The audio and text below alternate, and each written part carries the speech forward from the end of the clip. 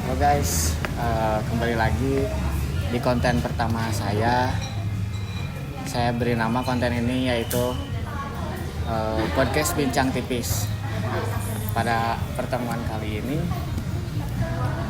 saya kedatangan satu narasumber yang sangat luar biasa sekali. Beliau ini merupakan Mojang Kabupaten Ciamis tahun 2025 ya Teh. Dan juga beliau merupakan seorang mahasiswa Universitas Muhammadiyah Tasikmalaya jurusan keperawatan ya. Oke, pada pertemuan kali ini kami akan mengambil topik yaitu kesetaraan gender antara laki-laki dan perempuan dalam menentukan program KB atau keluarga berencana. Kan banyak stigma di masyarakat bahwa KB itu sendiri merupakan tugas istri, ya kan Teh? Padahal dalam menentukan anak itu harusnya kerjasama antara suami dan istri, dan juga menentukan yang mana yang menggunakan KB atau vasektomi itu hasil diskusi antara suami dan istri ya. Nah, menurut tanggapan Teteh itu bagaimana? Perihal KB ya, program KB dalam pasangan suami istri tentunya dalam melakukan tindakan tentunya sebelumnya harus komunikasi terlebih dahulu. Iya. Sebagai tenaga kesehatan tentunya saya menginformasikan terlebih dahulu KB itu tidak hanya untuk perempuan, tapi juga ada untuk laki-laki. Gitu. Kalau KB untuk perempuan itu 3 ya. Yang pertama tuh pil, ada pil, ada yang disuntik, ada yang dipasang. Namanya KB IUD. IUD ya. Kalau yang untuk laki-laki biasanya ada alat kontrasepsi berupa kondom. Ada juga yang vasektomi. Cuma vasektomi ini biasanya tuh permanen. Nah, jadi banyak stigma-stigma yang buruk terhadap laki-laki yang divasektomi karena adalah mungkin segelintir orang yang tidak mengetahui edukasi tentang program KB ini, malah mandul gitu kan. Tapi sebenarnya tuh itu tuh enggak, itu kayak untuk kebaikan, untuk hasil diskusi juga antar kedua pasangan itu begitu. Jadi sebenarnya mah yang mengakibatkan anggapan KB itu sebagai tanggung jawab perempuan ya karena kalau misalkan laki-laki di vasektomi anggapannya itu mandul gitu ya. Bagi orang yang tidak mengetahui KB laki-laki itu. Karena kurangnya edukasi itu sendiri ya Teh. Betul sekali. Tapi menurut Teteh nih, kalau misalkan KB ini didominasi oleh satu pihak, misalkan ya udah keputusan perempuan yang bikin gitu, jadi laki-laki nggak usah mikirin, kan juga banyak anggapan orang ya laki-laki cuma nyari nafkah aja, istri ya hamil dan ngelahirin gitu ya. Nah itu apa akibatnya kalau misalkan jadi seperti itu? Ini menarik sekali ya karena berdasarkan riset aku kemarin tuh kayak cari-cari juga kan jurnal, karena memang budaya patriarki itu dari dulu banget kan, antara pasangan laki-laki dan perempuan itu dari dulu banget budaya patriarki, apalagi masalah reproduksi. Reproduksi diutamakan untuk perempuan yang melahirkan, perempuan yang menyusui, sementara kan nyatanya tidak seperti itu. Nyatanya kalau kita punya anak kan bikinnya bareng, masa gitu kan. Jadi berbagai stigma yang ada di masyarakat itu tentunya pada pasangan yang patriarki mengkhususkan reproduksi itu sebagai tanggung jawab wanita, itu sebenarnya harus dihilangkan sih menurut saya. Ya betul. Soalnya bahaya juga ya Teh. Bisa jadi di masa depan entah salah satu pihak merasa didiskriminasi. Nah, ngaruh juga kan ke kesetaraan gender itu sendiri. Iya, benar.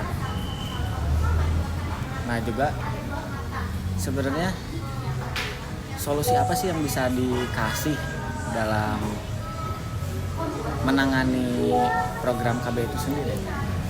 Solusi yang pertama mungkin KB untuk laki-laki ini sangat minim ya pengetahuannya. Banyak laki-laki yang tidak mengetahui bahwa ada KB untuk laki-laki. Ya. Yang mengetahuinya cuma perempuan aja. Nah, nanti laki-laki mungkin bisa diberikan edukasi berupa penyuluhan terkait. Maaf ya guys ya. Karena malam ini merupakan habis Persib main Iya, jadi Persib main. Jadi aduh. sangat berisik. Ya, tadi sampai mana? Bentar. Solusi ya. Iya, solusi yang bisa dikasih. Solusi yang dikasih. Nah, berupa penyuluhan, terus edukasi juga terkait laki-laki. Perempuan sebenarnya ada KB, cuma laki-laki juga ada. Ya. Jadi itu sebelum tindakan juga harus dikomunikasikan kan, gitu. Apakah mau laki-laki atau perempuan yang di KB, cuma ada plus minusnya juga gitu. Plusnya mungkin lebih meringankan beban perempuan gitu. Kalau minusnya ya mungkin kondom mungkin agak sedikit gimana gitu, karena tujuan menikah sebenarnya kan dihilangkan itu gitu. Sementara vasektomi itu sifatnya permanen. Tapi sebelumnya mau tanya Pak, kalau vasektomi misalkan nanti di kemudian hari mau dicabut, apakah itu bisa atau enggak? Tidak bisa. Tidak Kalau bisa. satu tindakan vasektomi itu selamanya permanen. Jadi udah benar-benar permanen, udah. Iya. Pantesan ya, jadi cowok-cowok tuh Iya. banyak yang enggan mengambil. Menggantungkan Hmm. masalah reproduksi terhadap perempuan itu, karena kan kalau KB IUD suntik atau pil kan masih bisa diberhentiin. Iya, terus betul. IUD juga dicopot, udahlah nanti si ceweknya bisa punya anak lagi. Tapi kalau buat cowok vasektomi permanen sifatnya. Terus kalau misalkan di masa tua kan banyak ya yang kena kanker prostat Iya. karena mungkin tidak dikeluarkan. Nah, jadi resikonya itu sangat besar untuk laki-laki yang vasektomi, apalagi menginjak ke dewasa gitu. Dewasa.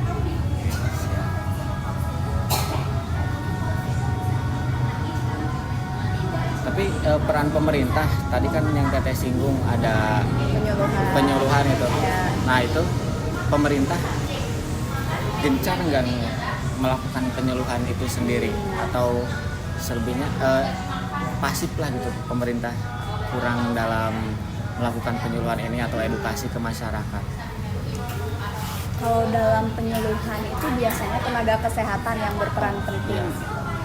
Tapi antara tenaga kesehatan dan juga pemerintah harusnya kedepannya lebih berkesinambungan lah untuk mengenalkan apa itu KB terhadap laki-laki, KB terhadap perempuan. Kita harus menyuluhkan, memberikan edukasi terhadap masyarakat terkait kelebihan dan juga kekurangan KB terhadap pria dan juga wanita.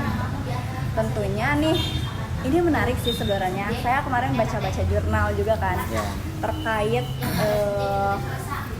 pernikahan dini. Pernikahan dini itu menarik sekali karena di desa-desa terpencil malah justru banyak yang nikah dini dan kurang juga tentang edukasi mengenai program anak, program keluarga berencana. Apalagi kan sekarang kayak urusan nikah itu bukan hanya urusan punya pasangan atau tidak kan. Ekonomi harus siap, mentalnya harus siap, terus fisik, batin harus siap. Jadi perihal pengetahuan juga harus bisa dikembangkan lagi, harus bisa dikenalkan lagi agar tidak kehilangan arah gitulah. Jadi kalau nggak KB kan tiba-tiba anaknya banyak tuh, otomatis boncos juga ke biaya ekonomi, biaya apalagi pikiran kan. Iya, banyak banget gitu anak, harus banyak juga yang dikeluarkan biaya. Tapi kalau adanya program KB ini, dia pasangan muda memasang KB, tentunya itu lebih mengurangi resiko dan masalah-masalah yang ada di hubungan, apalagi di hubungan pernikahan. Dan juga dianggapan masyarakat enggan memakai KB itu sendiri karena banyak stigma masyarakat yang menyebutkan banyak anak banyak rezeki. Iya, padahal nyatanya tidak seperti Iya, itu. metaforis. Anak harus dibimbing dan dibesarkan, ditumbuhkan sebagaimana mestinya. Iya. Banyak anak-anak yang terlantar karena Banyak ya orang terlalu tuanya banyak anak. Aduh, itu pusing banget sih. Aku Betul. ngelihat kayak orang-orang sekarang itu kan umur 20-an malah justru udah pada nikah, Iya. udah pada punya anak. Sementara aku apa aku siap nggak ya gitu. Iya. Jadi orang yang karirnya bagus, punya keluarga harmonis, anak yang soleh dan soleha, baik, gitu, pinter. Itu sebenarnya jadi PR juga sih buat harus. anak 20-an ke atas. Kalau Harus dia mau lebih menikah. ditekankan lagi ya edukasi Iya, tentang hal itu betul kan, supaya sekali. nanti kedepannya si anak-anaknya enggak ya udah asal hidup aja Iya. deh, jadi teratur anaknya gitu.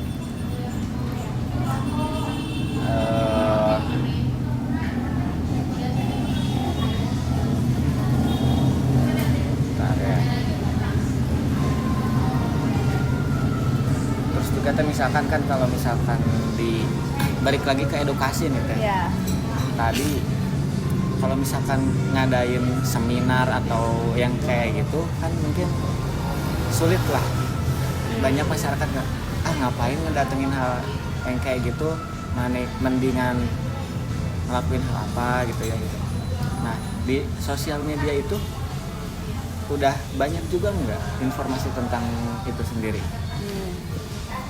Sebenarnya tentang KB, penyuluhan tentang program KB ini aku nggak terlalu banyak ya, soalnya yang banyak tuh sekarang malah stunting, bullying gitu. Nah mungkin kedepannya nih topik program KB ini bisa diangkat untuk menjadi topik yang menarik gitu. Kalaupun diadakannya seminar, kita harus melibatkan orang-orang berpengaruh yang ada di desa. Misalkan nih kita datang ke desa, salah satu desa, misalkan desa kita kan Sinangkasih gitu kan. Sinangkasih itu kan terbagi menjadi beberapa dusun, terus beberapa RT RW juga. Kita harus melibatkan orang-orang yang berpengaruh. Contoh ketua RT-nya lah atau ketua RW gitu. Jadi ayo ibu-ibu, ayo bapak-bapak gitu. Ayo kita datang ke penyuluhan kesehatan dengan forum yang memang benar-benar menarik. Ya kita mau penyuluhan nih, gitu, penyuluhan ke desa tersebut.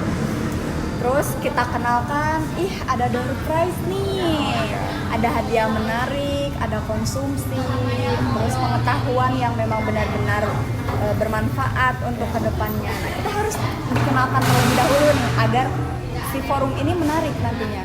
Nah dan tentunya kan tadi berbicara perihal kesetaraan gender.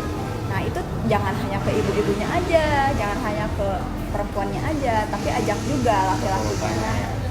Begitu. Terus kalaupun penyuluhan, menurut saya lebih baik dipisah sih antara perempuan dan laki-laki itu. Jadi bisa lebih terfokus ya buat edukasi. Iya betul sekali. Kalau misalkan ini nih beda forum nih. Perempuan kita pahami terkait KB program perempuan, program KB perempuan, program KB laki-laki. Terus yang laki-laki juga sama sebaliknya gitu. Kalau misalkan di satu forum, mereka pasti harusnya gitu. Jadi ricuh kan gitu. Jadi sebaiknya harus diadakan forum yang berbeda sih. Iya betul. Jadi dan juga dibuat acara semenarik mungkin biar masyarakatnya itu tertarik. Iya, betul sekali. Mungkin masuk ke akhir ya teh ini. Soalnya saya buat konten nggak lama-lama lah gitu. Iya. Pesan teteh nih buat kaum muda tadi, lebih diperjelas lagi kan tadi udah disinggung juga nih buat kaum muda, buat pasangan muda nih tentang pentingnya kesetaraan dalam perencanaan KB. Nah lebih ditekankan lagi teh buat itu pesan-pesannya. Pasangan muda. Pesan saya untuk pasangan muda yang memang harus melek ya dalam program KB ini, mungkin kedepannya perihal pengetahuan dan juga edukasi harus dicari sebaik mungkin. Ya. Contohnya kita kan punya handphone kan, Yeah. handphone tiap orang pasti sekarang anak-anak juga udah punya handphone Yeah. kan gitu. Nah si handphone ini jangan dipakai untuk hiburan aja, Itu. jangan dipakai untuk scroll aja TikTok, tapi kita harus menggunakan media kayak Google lah untuk research juga, untuk search gitu. Apa itu tentang program KB, apa itu stunting, apa itu bullying, apapun itu terkait kesehatan gitu. Jadi jangan hanya ketawa-ketawa aja scroll gitu kan. Tapi nggak ada ilmunya manfaatnya. nggak ada, literasinya nggak ada. Nah justru itu yang harus kita tingkatkan sekarang di anak muda itu. Betul ya. Jadi pasangan muda harus lebih memanfaatkan lagi dengan kemajuan teknologi sekarang gitu. Jangan hanya untuk senang-senang, tapi mencari edukasinya. Jadi seimbang antara senang dan edukasinya juga. Iya. Terus mau deh satu lagi harapan aku ya. Harapan aku terkait program KB ini dan juga harapan saya terhadap masyarakat luas lah gitu. Harapan saya itu terkait program KB antara perempuan dan laki-laki ini sebenarnya kan ada positif dan negatifnya ya. Karena berpengaruh juga dengan kesetaraan gender. Terus kayak lebih berat gitu loh antara perempuan pil KB, suntik, terus IUD yang bisa dicopot kapan aja. Iya. Nah, kalau laki-laki kondom dan juga vasektomi yang sifatnya permanen. Nah, mungkin bisa nih diadakan lagi inovasi dari tenaga kesehatan ataupun pemerintah gitu ya yang bergelar profesor mungkin ya untuk meneliti terkait obat ataupun suntik terhadap laki-laki. Jadi yang sama gitu, yang sama kayak perempuan. Bisa Kan kalau dipasang vasektomi copot mah, ya? iya, kalau vasektomi mah kan Permanen. Permanen. Udah seumur hidup jadi udah. Nah, jadi harus ada nih inovasi dari tenaga kesehatan gitu Ya untuk betul. bisa yang ada dicopot, yang ada diberhentiin tapi masih bisa punya anak. Gitu. Karena Jadi- kan, iya, karena kan dibuahi gitu kan, Iya, dibuahi. betul. Kalau perempuan yang membuahinya juga mungkin harus adil. Nah, itu. Kayak obat nih, obat. Jadi ya Harus ada inovasi baru. inovasi baru, jadi biar laki-laki itu tertarik gitu atau Iya, enggak tidak lebih memberatkan juga. lebih aktif dalam menentukan program Nah, ini. iya. Tentunya kan ketika kita akan melakukan tindakan nih sebagai perawat tenaga kesehatan, kita harus inform konsen dulu sebelum tindakan tuh. Ini kelebihannya ini, kekurangannya ini, resikonya ini. Terus si pasangan itu tuh harus bisa menentukan, tapi dengan cara diskusi, tidak memberatkan ke salah satu pihak. Nah, Iya. itu untuk menghapuskan kesenjangan antar gender. Nah, iya, betul. Baik, menarik sekali ya teman-teman pembahasan yang dibahas. Mungkin podcast yang saya buat pada malam kali ini sekian saja. Mohon maaf, hanya sedikit. Terima kasih teman-teman sudah menonton podcast Bincang Tipis pada malam kali ini. Sampai berjumpa di lain waktu. See you next time. Semoga bermanfaat ya. Bye.